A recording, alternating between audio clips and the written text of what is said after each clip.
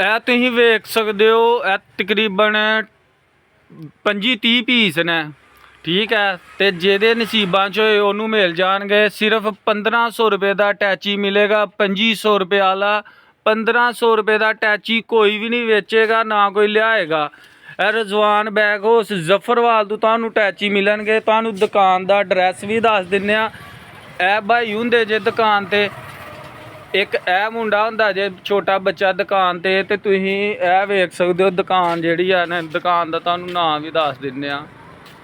ਜ਼ਫਰਵਾਲ ਰਜ਼ਵਾਨ bag house ਜੇ, main ਲਾਰੀ ਅੱਡਾ ਜ਼ਫਰਵਾਲ Parvez hospital ਵਾਲੀ ਗਲੀ ਦੇ ਵਿੱਚ ਰਜ਼ਵਾਨ ਬੈਗ ਹਾਊਸ ਦੁਕਾਨ ਤੇ ਨਾਂ ਜੇ ਦੁਕਾਨ ਦਾ। ਤੇ ਜਿਹਨੂੰ ਵੀ ਅਟੈਚੀ ਚਾਹੀਦੇ ਨੇ, ਬੈਗ ਵੀ ਸਸਤੇ। ਇਹ ਹੋਲਸੇਲ ਦੀ ਦੁਕਾਨ ਹੈ ਤੇ ਹੋਲਸੇਲ ਰੇਟ ਨਾਲ ਵੀ ਇਨਸ਼ਾਅੱਲਾ ਘੱਟ ਰੇਟਾਂ ਦੇ ਤੁਹਾਨੂੰ ਇੱਥੋਂ ਚੀਜ਼ਾਂ ਮਿਲਣਗੀਆਂ।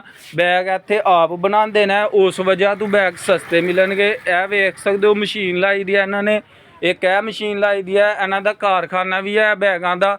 ਤੇ ਜੇ ਕਿਸੇ ਨੂੰ ਸਸਤੇ ਚੰਗੇ ਅਟੈਚੀ ਚਾਹੀਦੇ ਨੇ ਤੇ ਜਲਦੀ ਆ ਕੇ ਇਦੋਂ ਪਹਿਲਾਂ ਜਿਹੜੇ ਨੇ ਇਸ ਆਫਰ ਤੋਂ ਫਾਇਦਾ ਚੁੱਕੋ।